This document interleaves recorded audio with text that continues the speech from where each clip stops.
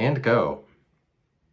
Ready, set, 1, 2, 3. Here it is.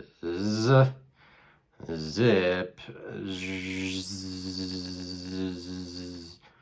I don't want to compromise. I don't want to put myself in a compromised position. That's why I record hours of myself and put it on the internet.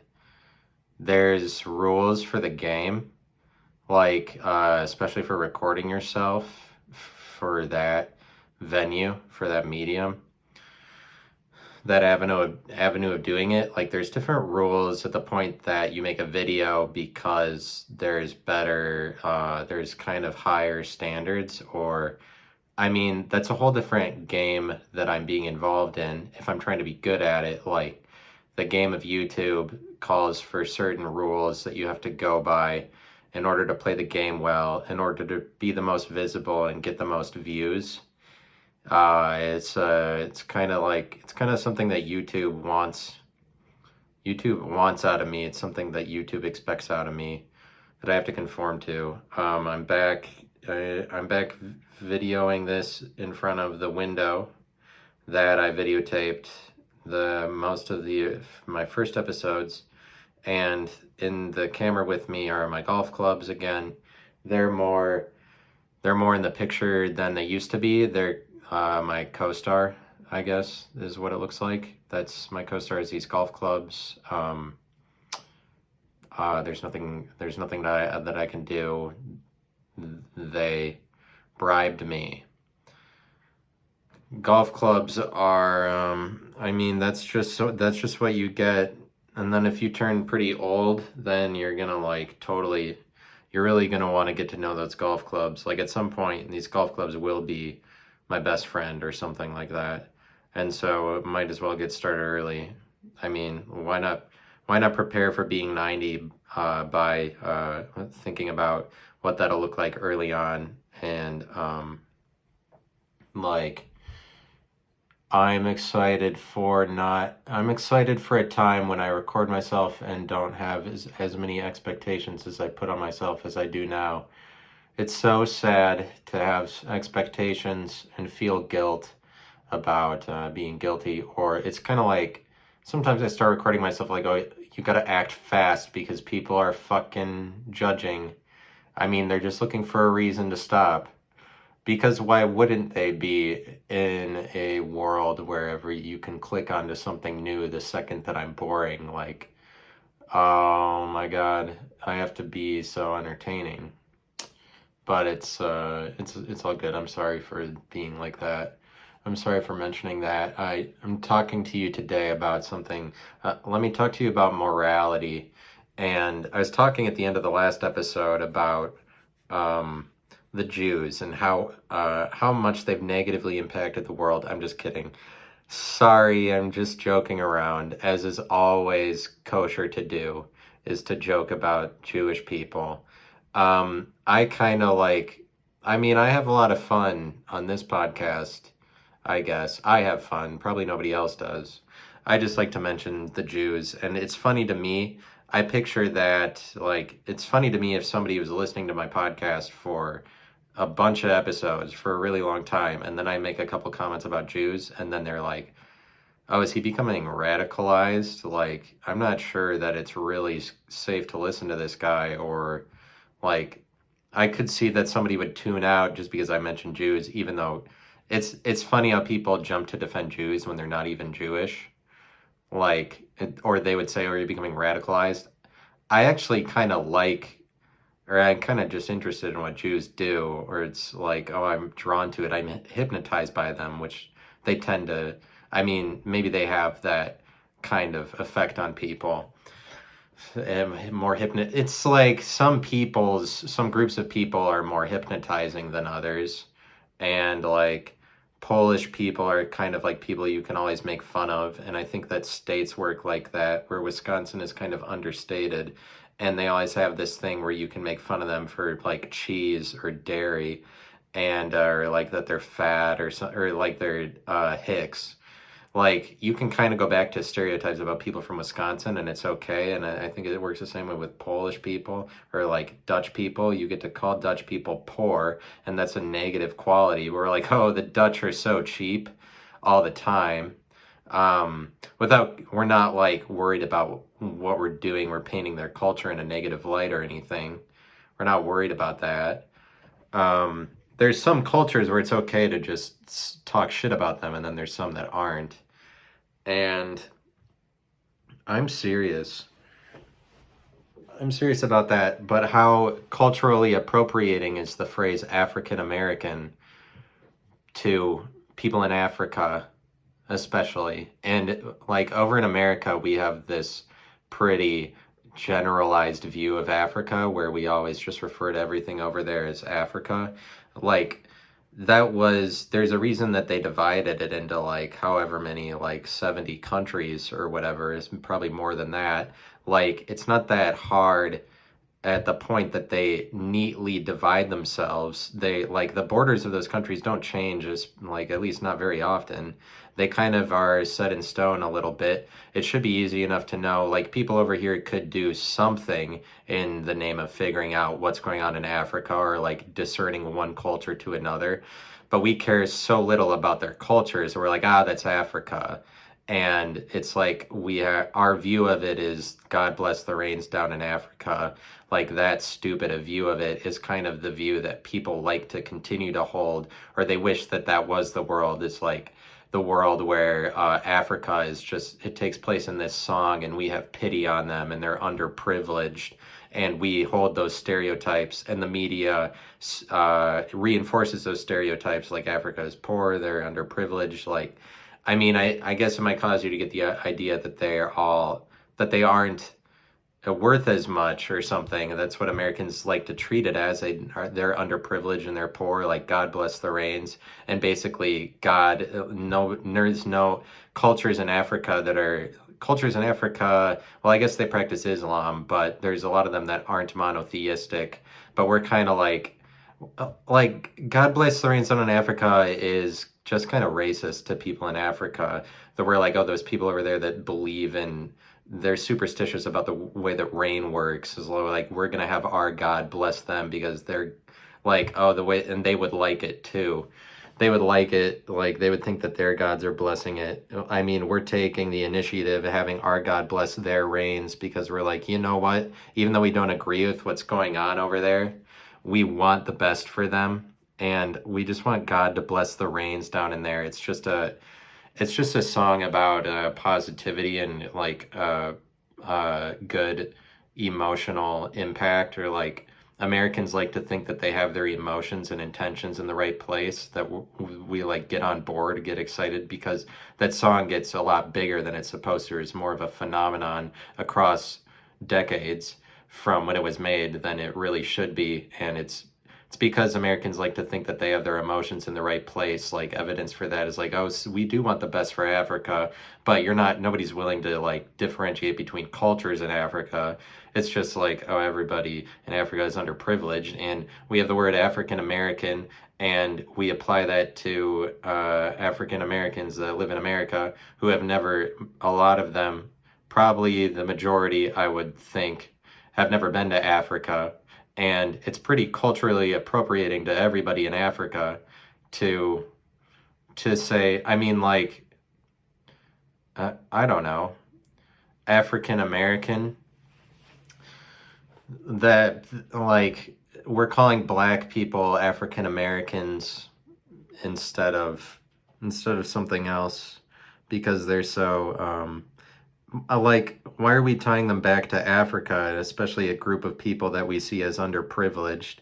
It goes right along with all the white people liking to reinforce to the country that the name of the game is white privilege, and like to say that whites have privilege. The same kind of people that just say whites are, well, you gotta hold everybody to their whiteness and comment towards a white person when they're white, to call them white, make sure that they remember that they're white. And this is just, in my opinion, racist and promoting of the white race when you're calling other white people white, being like, oh, you're white, and they do it to say that you don't get to act black, basically. Or like, we better not see you thinking that you're acting like a black person because remember that you're white. Like, these racist white people want to make sure that whiteness is displayed at all times in front of them from other whites.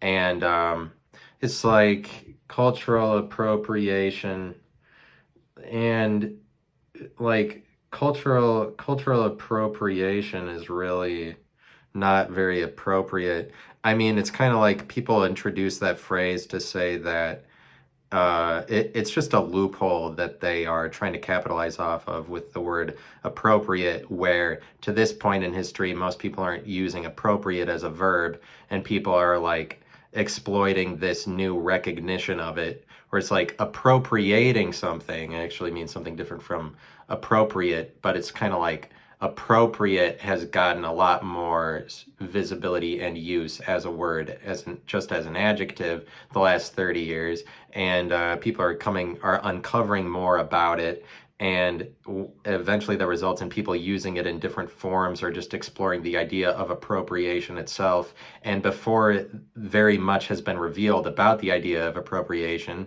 these people jump in and they try to capitalize off of certain territories within it to say like people, because the rest of the country hasn't thought very much about appropriating something as a verb or appropriation as the idea. And it's like certain people have found that there's loopholes in appropriating, that like when you use appropriation in this way, then you can hold it over people that they're being culturally appropriating when they say when they make any race, when they talk about race at all. But it's just that the problem with race is and I didn't know that I was gonna start talking about this today, and I guess it's like a heavy topic, but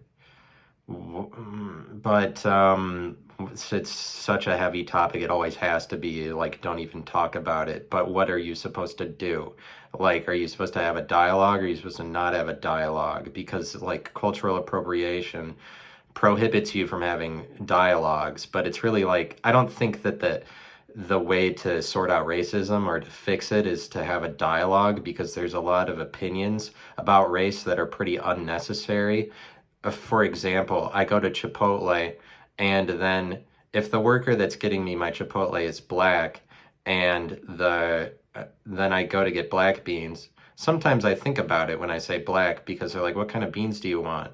And then I got to look at him and say black, and that obviously crosses some people's minds, and but it's important that I bring that up because we're all trying to share our perspectives and have a dialogue, so all perspectives are valid. It's important to have a conversation. Like, that point that I brought up is just racist. It introduces race unnecessarily into the equation. There's plenty of those that we don't need that actually make things more racist, because now I'm just spreading to people that you can think about that too. And I mean, but people are probably already thinking about it. And I can't say white beans because they don't have any of those, and he'll know. Like, sometimes he's like, "What kind of beans do you want?" And I just like motion in his direction. He like, "What kind of beans do you want?" Any kind of bean, black or brown, is fine.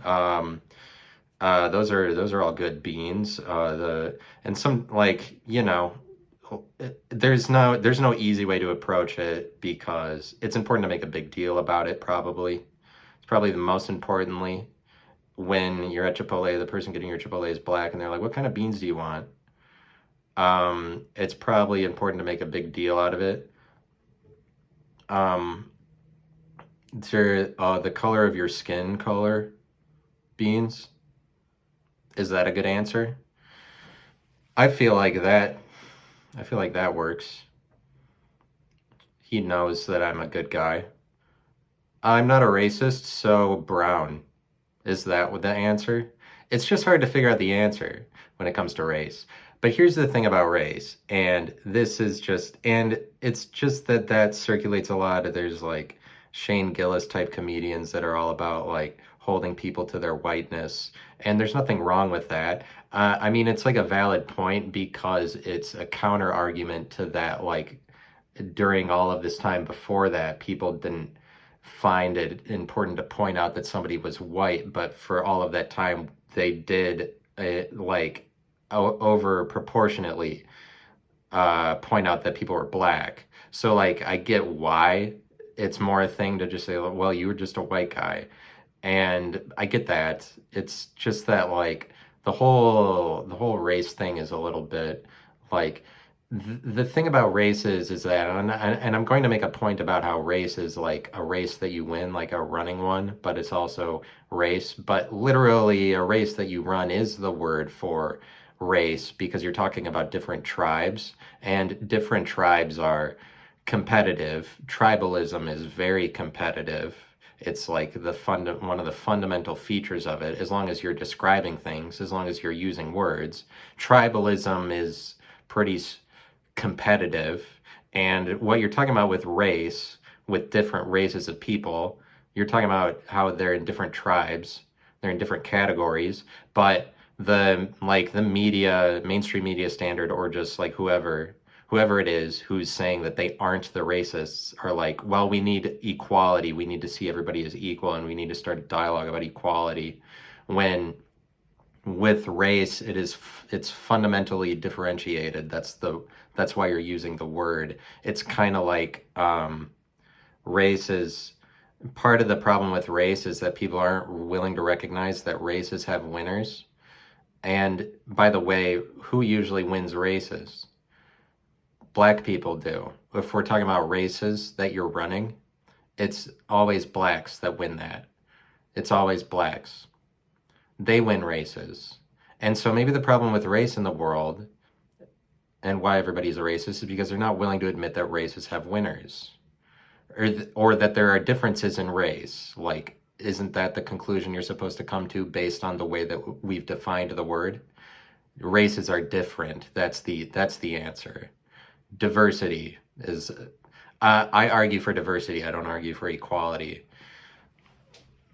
And so just to mention all of that, and then when sports broadcasters are like, they're real hot shit because they're like, hey, we are totally on this camera right now, and we own the rights to speak the narration for this game, and that kind of thing. And they all use the same phrases that they've used forever, and they use the phrase foot race for whenever there's a foot race.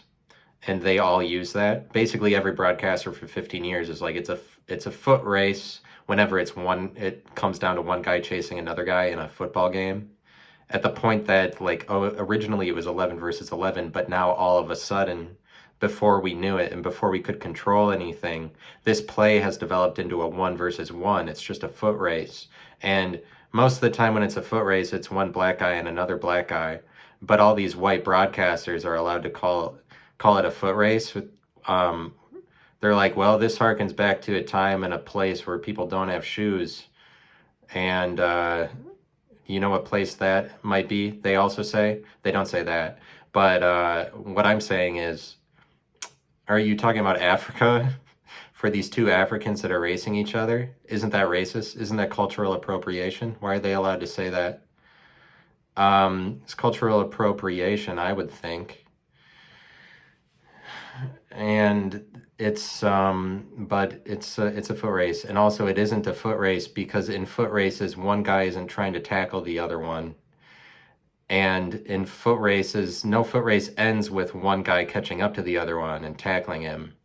Like a foot race is it would have to mean that all of the outcomes, if it was a foot race, it would mean that the guy who was ahead escaped, and that's the only way that it ends in what you're saying, a foot race.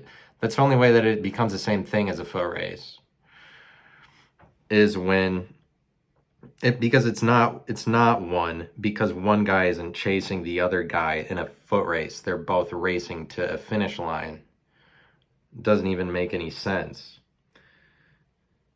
And I don't know why I shared all of that for you, but it's the same as, I don't know why it's the same as any other time. It's always that. I don't know why I shared all of that. Who knows? Who could come up with the answer? I wish I knew. I wish I knew why I did this. Like I care. Like I really ever care. Like I really ever care about making lots of noise, or if I'm too loud in my apartment because I'm gonna do it anyway. It's like, oh wow, the drama of it. And when I really don't care about the drama, it's just that maybe I like to introduce more guilt in the equation so I can get myself out. But it's like a psychoanalysis doesn't doesn't necessarily help the situation. I wanted to talk to you today about morality. Do you guys hear speak of morality? What's that? What are there whispers of? Are there whispers of morality going on? Are people talking about morality? Where is it coming from? What's that noise? It's morality, it sounds like. Do you hear that noise over there? What's that noise? It's not very loud, but I think I can make it out. What is it that people are talking about? Definitely. This is definitely a popular topic. Morality is what I hear. I hear back that what people need to hear about is certainly, without question, what you need to hear about today is morality. But I want to, beyond the scope of me trying to, but beyond the scope of that, beyond the scope of morality, let me push forward here. Beyond the scope of morality, I want to talk about its connection to memories and morals and mores. Like, did you know that morality is actually strongly related to morals? Do you know that moral and morality are like almost the same word? Have you ever heard that before? Um, Sigmund Freud wrote a whole book about that because he was a genius, because he was cool. Caught a vibe, maybe I'm looking for the ride. I just want to look into your eyes. I want to stay for the night. When we catch a vibe, maybe we can hit the 4 and 5. Hypnotized by the lights.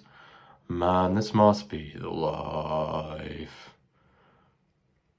And then the guy sings and he's like, when I go to sleep.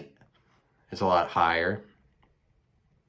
I'm 21 minutes in. I can't risk anything, so I'm not going to be committed to the way that these people actually sound singing this song, because I have reservations, because because my heart beats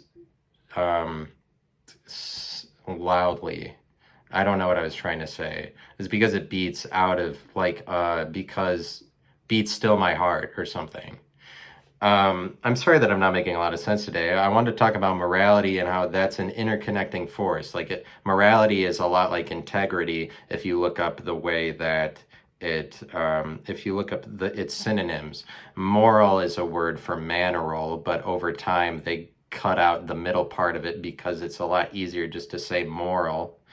And then in that song, they're like, I just got a drunk text, meet me at our spot. How do you know it was a drunk text? Did it say drunk text : meet me at our spot? Is that what it said? How did you know?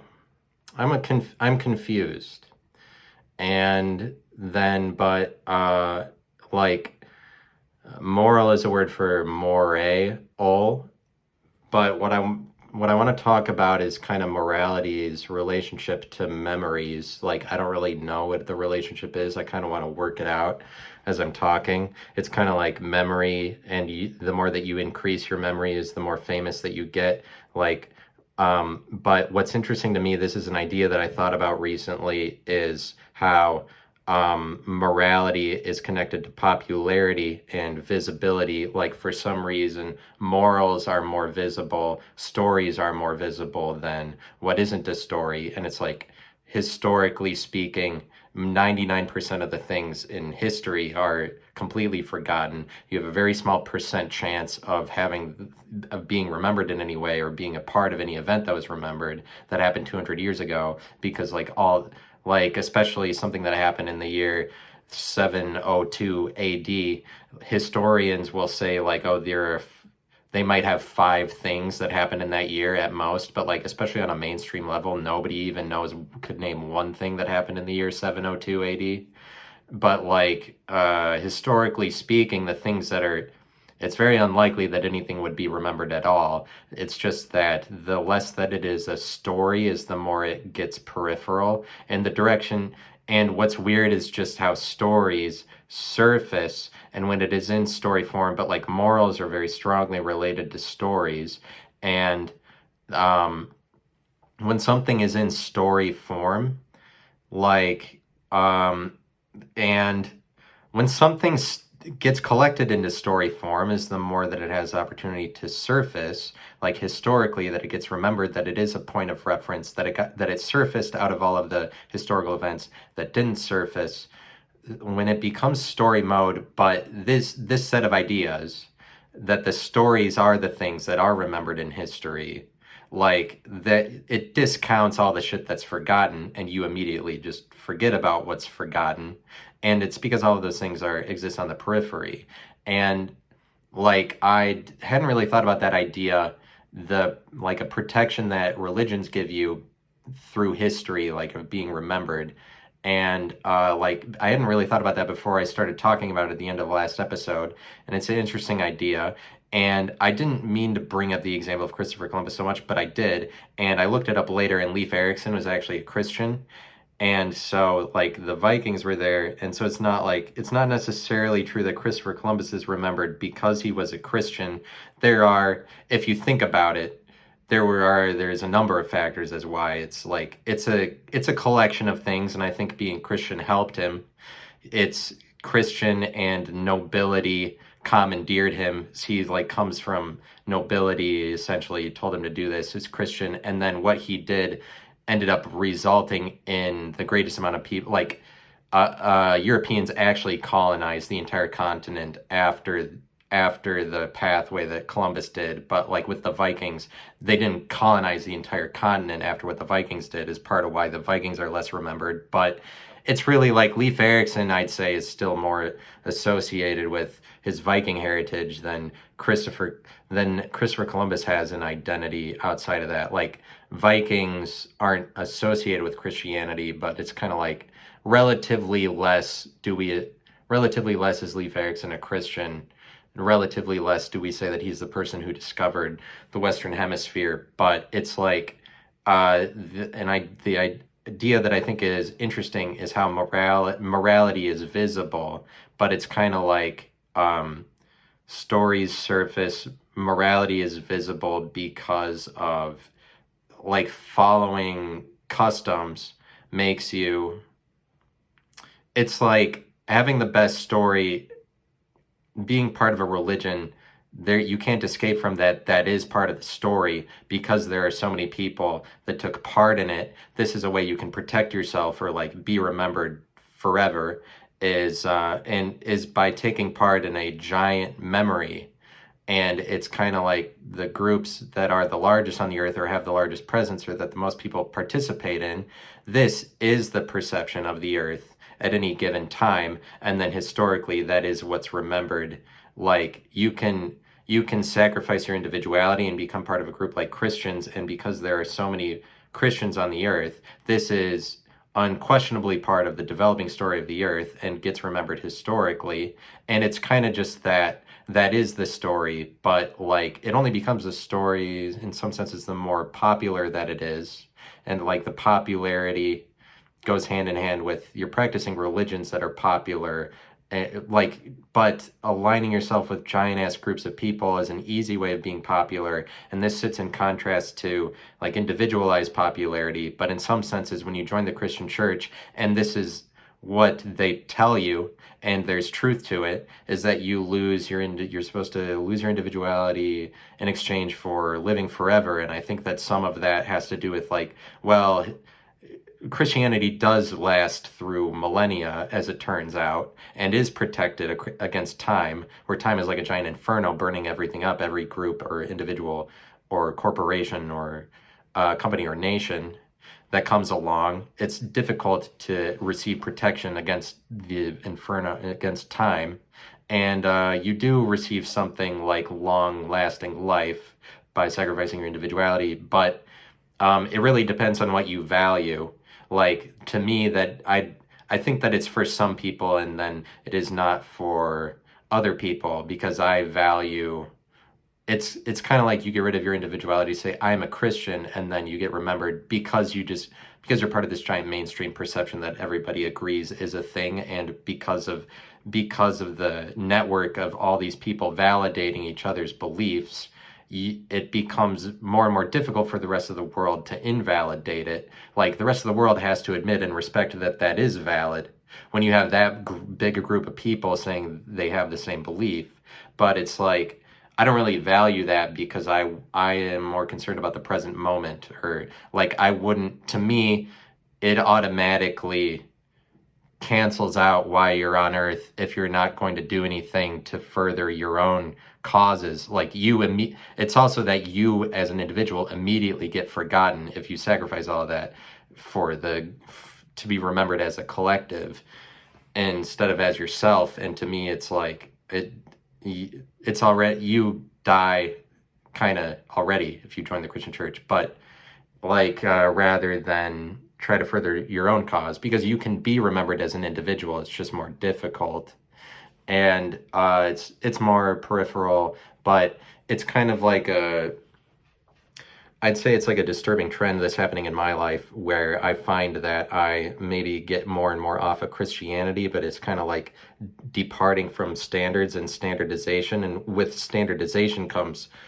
safety and protection and benefits and generally wealth.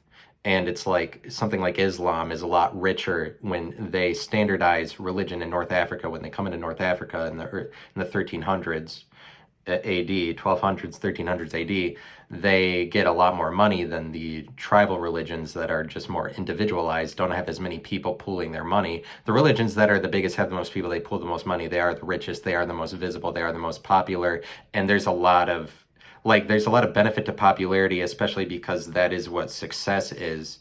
Essentially, it's like success in according to the entire world. It's kind of like every single religion is a story, and the world then is a story. But it's kind of like, because story applies to everybody, or everybody's sort of trying to be like, there's a lot that people do in the name of being remembered in history, like shit that they're doing presently is just to be like on the right side of history, or like, well, I want to be remembered, or legacy. But you're doing that if you're trying to be successful. And then there's some people that don't like value that idea of success, and they kind of do something like the opposite. But like there's a lot of people positioning themselves in for history, and like have a good story or be remembered. It's kind of like the morality of the entire world as it stands now, as applies to everybody, is have a good story. That is morality. That's morality for the world. And it's like morality, having a greater sense of morality, actually causes you to surface, causes you to rise to the top, causes you to be successful, is what's interesting to me. The way that I'm thinking about it now, that's an interesting idea I hadn't thought about before until very recently, and not one that I wouldn't have estimated I would try to put it into those words, or have come to that conclusion that morality is associated with success. But it's like, it is because of morality is like, moral is a word for manual, and it's a word for more. All, like if you're moral, you operate by the morals of a culture, the essential customs and conventions of a culture. You operate by those. You don't cross the mores or whatever. You operate by the manners and the etiquettes of a culture when you are moral. And this is like having integrity for the culture. But it's kind of like, this is the greatest likelihood. This is the greatest probability, like the most likely person that you'll find in a group. The most likely behavior is the one where they are following the rules, because that is cultural. Like in a given culture, in a given environment, it doesn't have to be a country or a religion. It can just be a workplace. It can just be like if you work for Progressive Insurance or something, and you rise up the ranks there, you will be successful. You will rise to the top. You will surface in that environment if you follow the rules of the game that's created. And following the rules, following the customs is essentially morality. There's a lot of morality that you have to have. For some reason, that is the case. You have to have morality to be successful. So it's like Jimmy Fallon rises to the top and we see him. I would argue he actually has to access and display, he has to use a lot of morality to get there in order to do that. And it's like the way that TikTok works is that in any one of these environments, like YouTube has rules so that when I get on here, I have to do certain things, probably not make an episode about anarchy because anarchy is a very peripheral, unidentified idea. You want to be identified. You want to be visible. You want to follow the rules. You want to say nice things. That helps you out. You want to be good. You want to come off as good. You want to say everything good about the Jews and everything good about all the things you're supposed to say good about. These are following the rules of the game for YouTube. You go to the surface, you get more views, you get more popularity. But it's just that how popularity is so strongly associated with... So how popularity is that it, for some reason is like rule following, but it literally is because on TikTok you get to the top, you get the most views by following the rules, by sounding positive, but by having genuity, being genuine and having integrity gets you a lot of views on TikTok. That's how you become successful, is like you have to stand behind the thing that you did. You have to have standards. You have to be committed to what you're doing. This is in your video. This has to come across to people. This gets you success and viewership. And it's mostly following the rules of the game or following the trends that everybody else is doing, imitating what is popular, gets you greater amounts of popularity, makes you more visible. And I'm talking about visibility in relationship to like surfacing, where in terms of TikTok, you don't surface and nobody sees you if you don't follow the rules enough. And so like in some senses, getting to the top of TikTok involves a lot of ass kissing, but it is a popularity contest the same way any of the rest of them are. And so it's like I've heard it said before that affluence is not a virtue, poverty is not a vice. And what that phrase means is that, like, being the most rich and you get the most money as a result of rising to the top in TikTok, it's like being the richest isn't better. And that's kind of a phrase for saying that mainstream perceptions are not better than independent perceptions, alternative perceptions, perceptions that fewer groups of people hold. It could be the case that, like, I'm talking about differentiated perceptions versus one giant integrated group identity perception. And so, like, but what you're talking about with that is difference between outcomes, likelihoods, or probabilities, where it's like the greatest probability is if you're in the mainstream. The greatest probability in terms of what you perceive is that you agree with the most mainstream perceptions and most mainstream standards instead of alternative ones. And it's like it gets more and more imperceptible the more alternative, the more niche, the more individualized the thing that you believe is. And like, I find that it's a disturbing trend in my life that I depart from Christianity, which I would argue involves a lot of standardization, obviously. It gives a set of rules, applies a set of rules over everybody that follows it, or everybody gets automated to that set of rules. And it just like one set of rules for lots and lots of people. And I would argue that in some senses, people do that to be popular or to be known, whether or not they know that that's the intention. It has to do with being popular. Like having the story that the most people have makes you popular. It just kind of depends on what you value in terms of popularity. Do you value collectivism that like then gives you a chance to be remembered for a longer time historically, but not as yourself? Or do you value trying to make it as yourself, and then because that's more risk reward. If you live a riskier life, you might try to aim for popularity just for yourself, and then that way you get all the credit for it. And so different people value different things, but it just brings to mind for me thinking of this how money is more a personality trait rather than that it's like affluence is a virtue, rather than that it is good to be mainstream. It's kind of more like there are people that are always sinking in terms of finances. like the money is going out the door. I think it's a personality trait rather than something that you could expect people to change.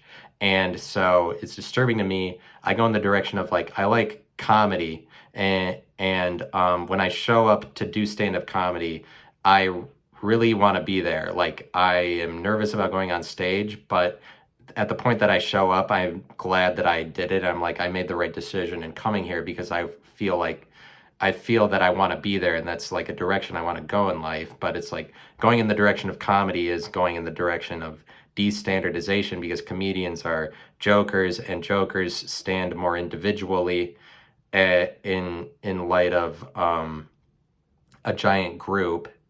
Like, joking is more about individualism, because the more that you are a joker is the more that you're outside of games that people play. But it's like joking and the idea of it, and being a person that does that means that you go outside of games. But the better you are at joking is the more that you're able to take everybody else's shit not seriously, where you're able to say, oh, that's stupid that you take that seriously. Disrespecting all environments makes you more and more a joker. Like, your capacity to joke is dependent on your ability to shit on the most other groups of people, most other things that people find that you're supposed to take serious. And this is reserved for the periphery generally. And it was probably even more imperceptible like 1,000 years ago, but comedy has a place now for being visible. Like, we value that more so than we used to. Like, you could rise to the top in the game of comedy and be popular and be visible, but generally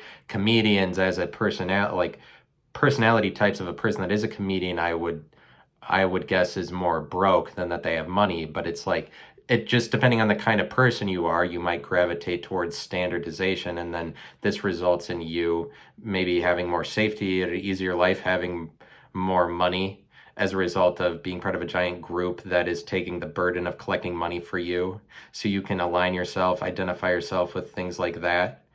And like, it's not like being a Christian means that you get money back. And like, maybe 1,000 years ago, Christianity had a stronger correlation to wealth for you, or like you actually were more protected by having that. It's just like, maybe it's more difficult today to say that Christianity brings you wealth, but it's like, it gives you the protection, it gives you currency for reputation wise.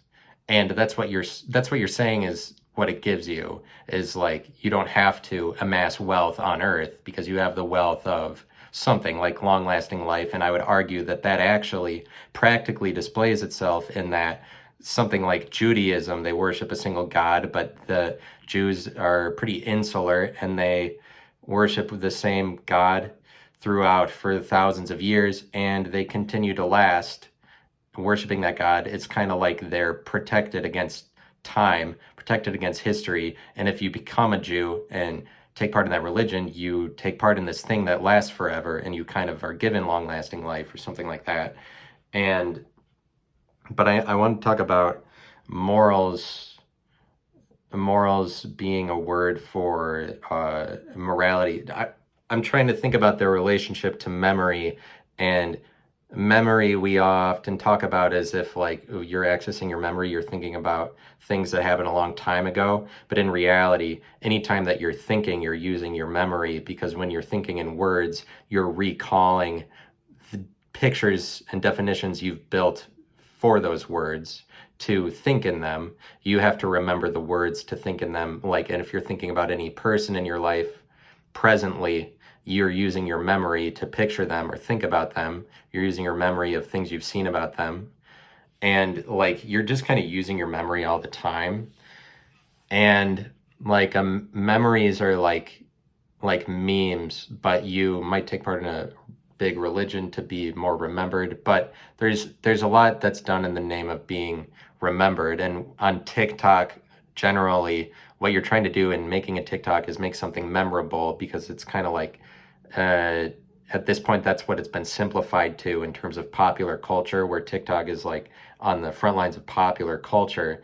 What popular culture has been simplified to is like memeing yourself or being memorable. Or it's like, we realize now that everybody just has like sort of shit intentions where they're just trying to be popular. So basically, you just have to be really memorable in order to overcome that. Like that is the expectation, that is the standard, is be memorable. But it's the same thing as, well, you follow trends, you be imitative of other people in order to be memorable. But it's like the greater that you're able to increase your memory, like, if you are a famous individual, this means that you have a very increased memory. It's kind of like a very increased celebrity.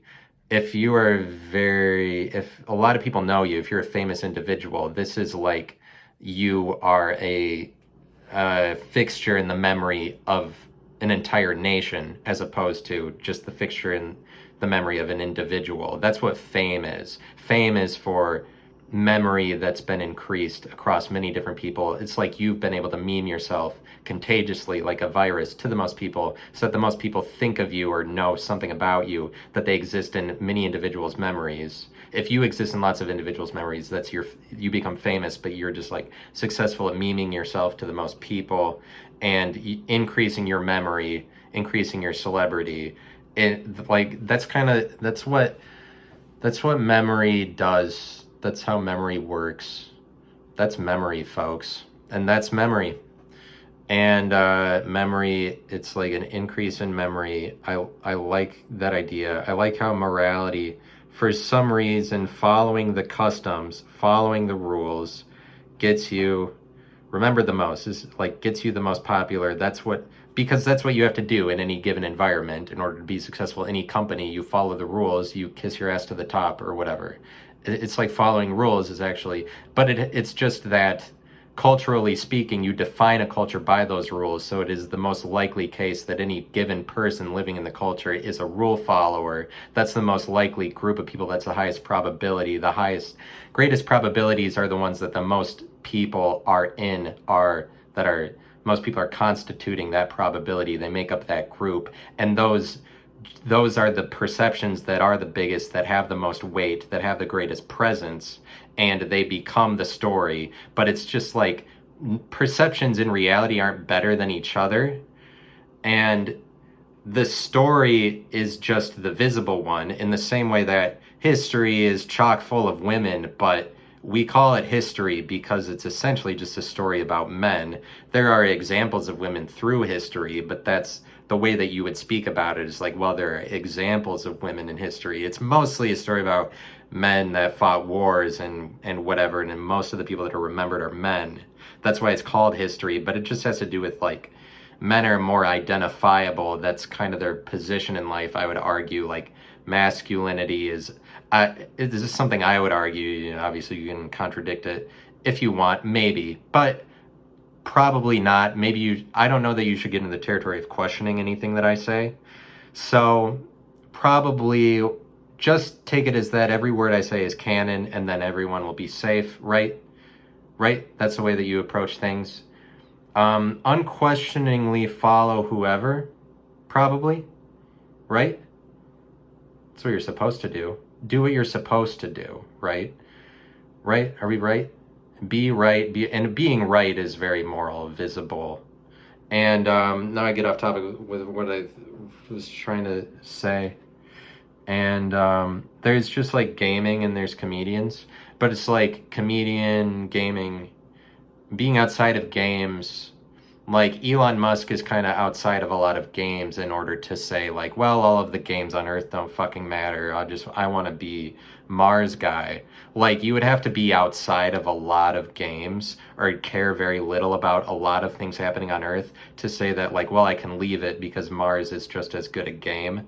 So it's like someone like that is a figure of a joker. But there's this philosopher named Alan Watts that had a lot of recordings, I think in the 70s, and a lot of these recordings are now surfacing on YouTube. He's like Terrence McKenna, but people know Alan Watts more. There's a lot of Alan Watts clips of him talking that appear on TikTok. But one of the most interesting things that I find that he talks about is the dynamic between jokers and games. He talks about the figure of a joker, a person in society that acts like this, that's outside of the rules of games. And he talks about it before really the Batman villain Joker was popularized, like probably before all of the most popular Batman movies, I think. Alan Watts is already talking about the figure of a Joker just kind of symbolically.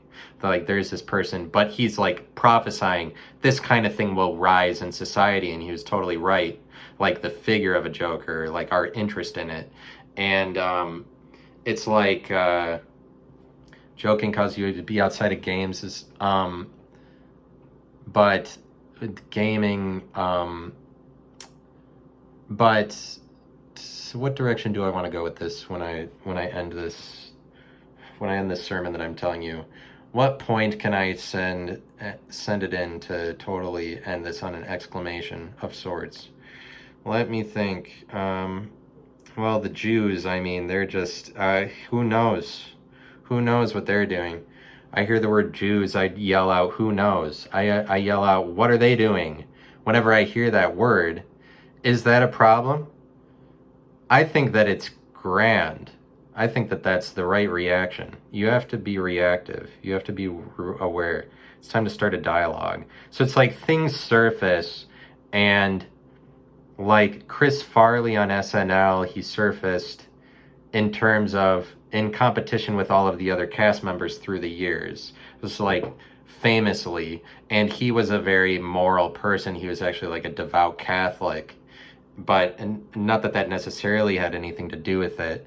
But it's like I watched this documentary. I think I mentioned on here before. It's called Saturday Night, made by James Franco or whatever James Franco, and at the end of it, he was interviewing Lorne Michaels. Lorne Michaels is talking about SNL and how he makes it, and this is like insight that you wouldn't get anywhere else. Lorne Michaels just talking directly about the show and what makes it effective. And James Franco asks him like directly these kinds of questions that you would want to ask Lorne Michaels, like why does it last so long, and why does it continue to go on, and like it's kind of like you do it the same way for a long time or whatever. But Lorne Michaels is like answered the question and by saying, well, things have surfaces to them. And he is talking about how that in relationship to like the medium that he provides, SNL, I'd say it's like a medium. And he's talking about how the stage that he puts up there, he produces a show. The stage is like a medium that's free of controls and free of regulators, and so it's this kind of free and open environment that he allows for by it being live, by you not being able to escape from your live on TV. And he's talking about it's like combustible, what happens when you get the juxtaposition of people that have to sell themselves through TV, but it's live. He said that things have surfaces to them, and since he said that, I've been thinking about that phrase because I had no idea what he meant, and I thought about it for a long time. And things work like that, where something that stands out to you that somebody said is like it's like a memory, or it's kind of like a dream, where a dream that you think says something profound to you. You might spend a lot of time like later on trying to work it out, but single statements that people say work the same way, where it's like I find that there are all these single statements that even a decade or more later I'm thinking about them because I haven't figured out what they meant. And it's kind of like working out a symbol or an analogy or a dream a little bit. But he's like, things have surfaces to them, but I feel like what he meant is that what happens in an environment free of control is that the people who deserve to surface do surface because of their surfaceability. Like what he provides for is like, well, if you really have the quality of surfacing, you will surface on this stage. And that's literally what happens. And the first time that I watched this documentary, Saturday Night, it was apparent to me, or it's striking to me, that they're talking about how, and I've heard this about SNL from different sources, people talking about it, it's just how it's a competitive environment among all of the cast members to get their skit on air. And like, it's for some people that get on there that it just doesn't work out, and they're out of there after a year because they can't collaborate with people the right way, or it's just the scene isn't right for them, or whatever. Like they can't, but it involves a lot of making friends with everybody there and being visible. Essentially, being successful in SNL is about following the rules of the game and like making friends with the most people, following the customs, the rules of the game that Lorne Michaels set out for you. But what's evident to me about this documentary is just how even in the SNL environment, you have the popular kids. And I thought about that before I thought about how morality is visible. Like, even in SNL, you have the popular kids. And this documentary, they shot it when it was Fred Armisen and Kristen Wiig and Bill Hader cast. And basically, Fred Armisen and Bill Hader they came across to me as like, oh, these are the popular kids in this school, essentially. That's what you'd gather by looking at this behind the scenes. Like, Jason Sudeikis was almost popular, but he wasn't. It was like Kristen Wiig, Bill Hader, and Fred Armisen were the popular kids, and they are the people that always appear in the most sketches on SNL during that time period. And it's basically like they follow the rules of the game, and they end up surfacing as a result of that. But like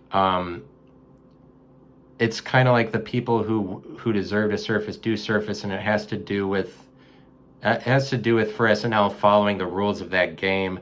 But it's like things that are in story form, even in your thinking, have a better chance of coming to the surface when you talk. Like, the things that you talk about are the most important points, are the points that surface. And it's kind of like, I would argue in your thinking that this is what causes it to surface, or even causes you to think about it, because even beyond the level of you thinking, there's like subconscious beyond that you're drawing the thoughts from. It's kind of like in your mind, who knows how you organize or sequence the thoughts into something that is coherent, that makes sense, like into a sentence or whatever. You have to draw from a lot of imperceptible sources, wherever the words or thoughts are coming from.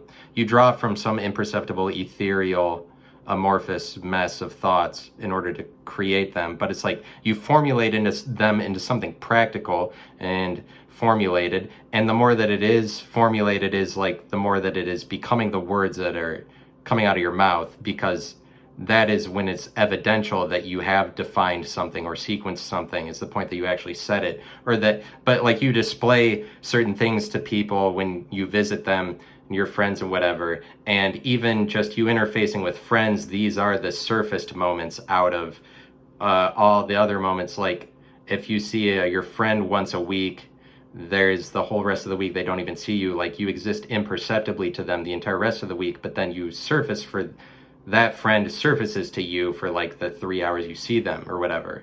And it's kind of like those moments that you actually see people are the surface moments. But then when you see your friends, you talk about the stories that you tell are just the important bullet points, but they're like the things that have come to the surface or the things that you think the most about. And they're like, it's kind of like they get put into story form. As they do that, they surface more. But it's like, it's the same thing as having integrity. You're not going to say something if there's no integrity with it. Like the things that are important to you have the most integrity to you, and they increase in integrity as they become words that are coming out of your mouth, where they just originated as ethereal incoherentness. But I'm talking about something like subconsciousness versus consciousness, awareness of something.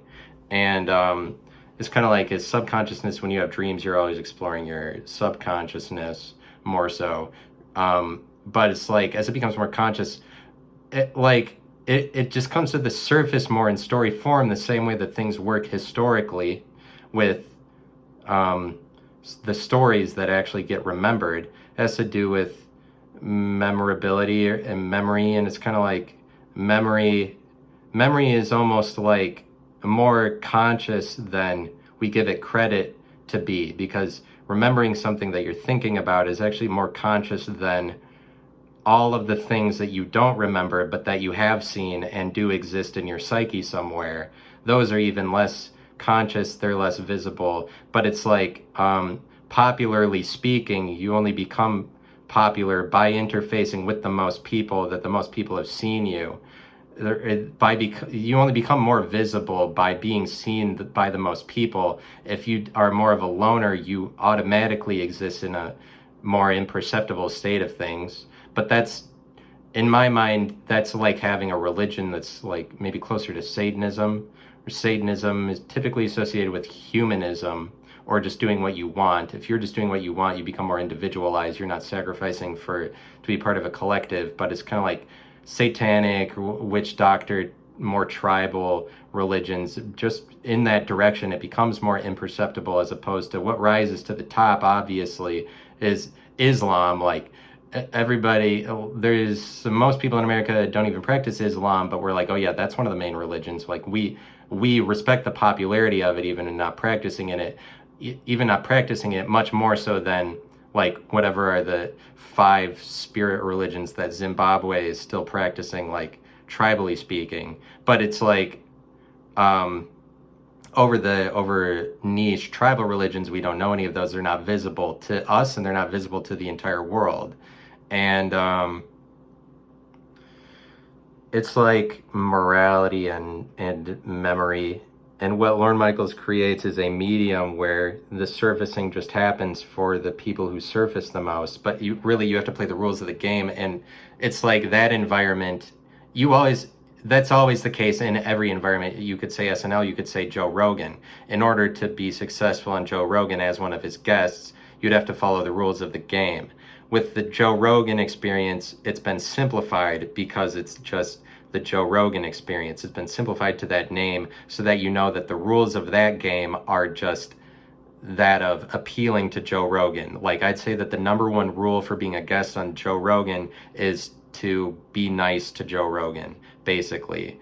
But it's like the people that surface the most within the environment that is the Joe Rogan experience, they are basically just Joe Rogan's the friends, the people that he likes the most, because it's just defined to him. And so it's like simplified in that way, because SNL is essentially the Lorne Michaels experience. It's just not called that. It's the same thing. He has his own environment, and it's just more encrypting when your name is not associated with the project. It's more encrypting when you're like, oh, I'm the producer of it, because it's not defined to you. So like, it's not the Lorne Michaels experience. It's less encrypting.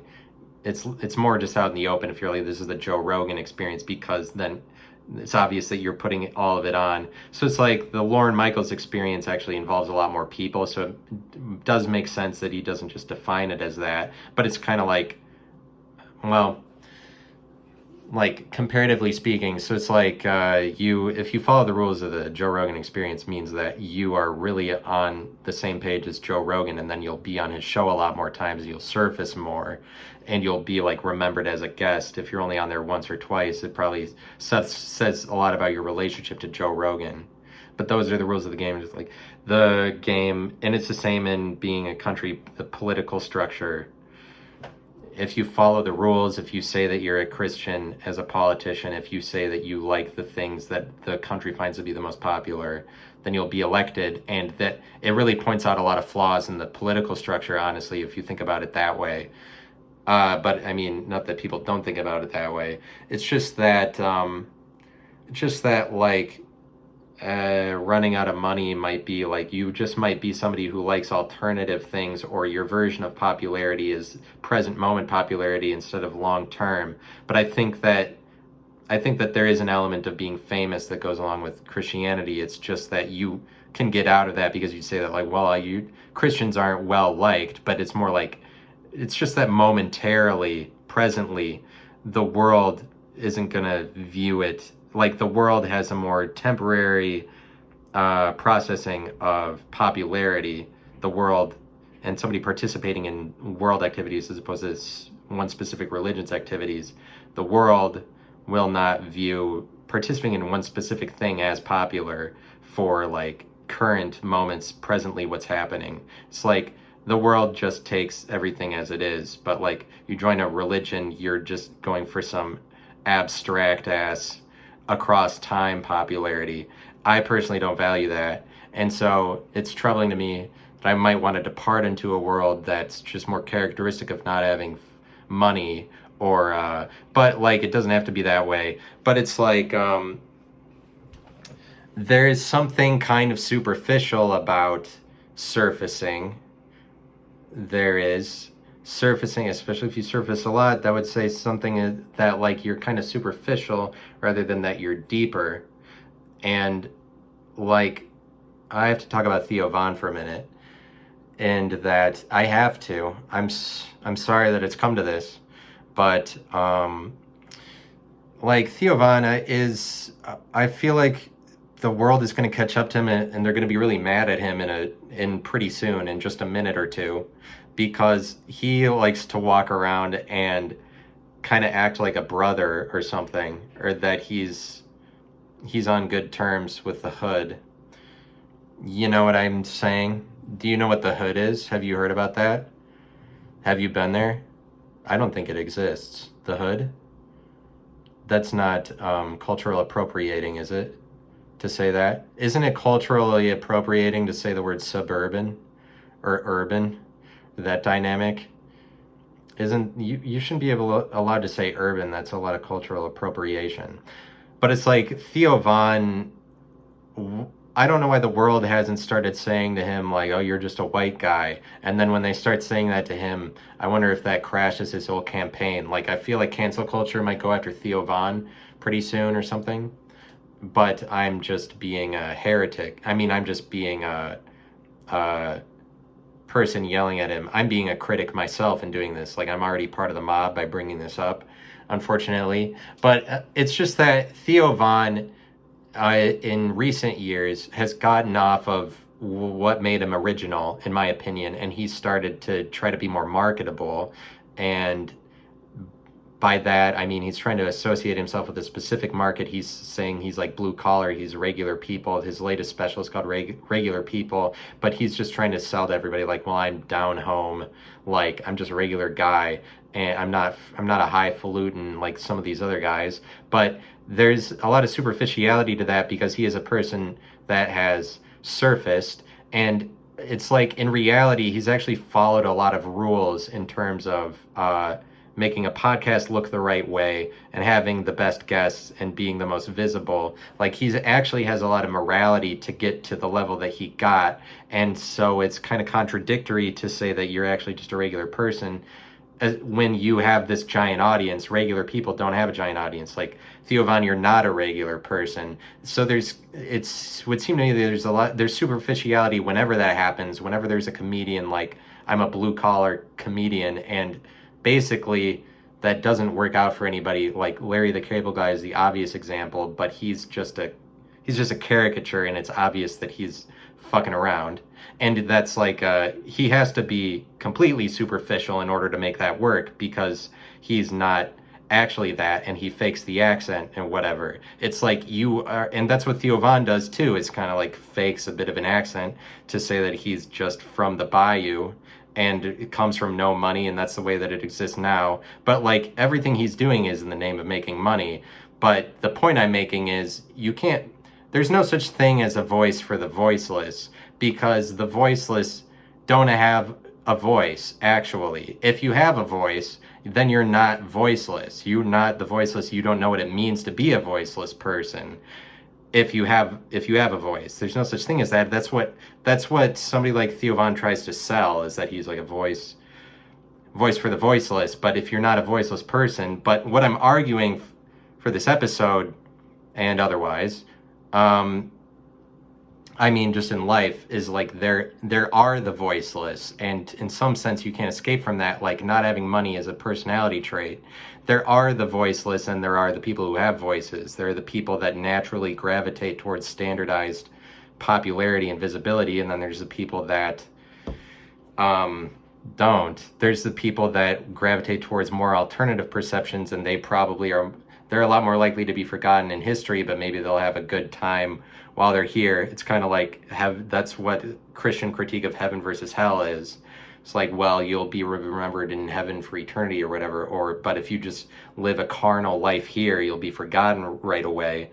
But it's just, I'd say that Christianity is for some people and then isn't for others. Like, there are the voiceless. And so,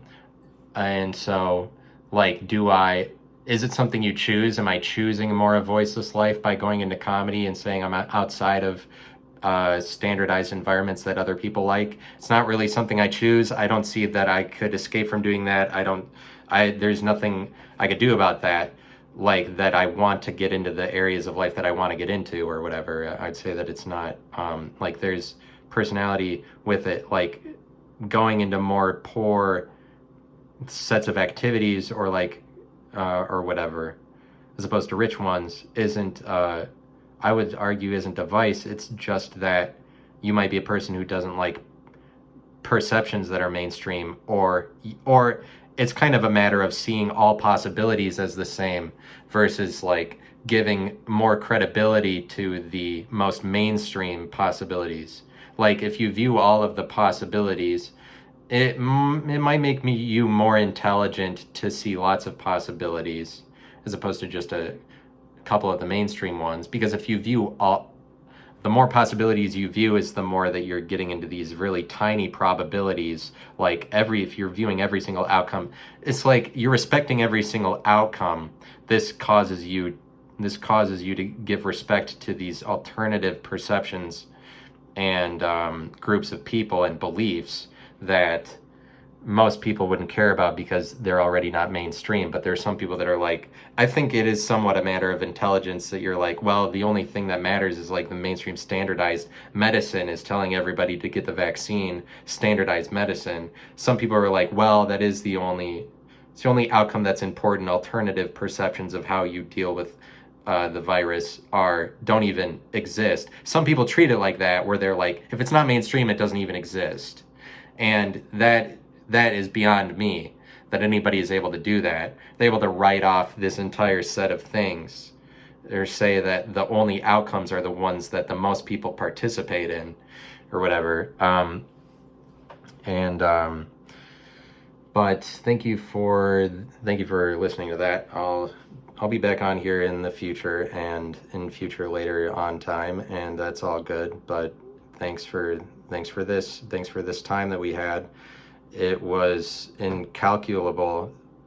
The benefit that I received from this time is incalculable. I can't calculate it.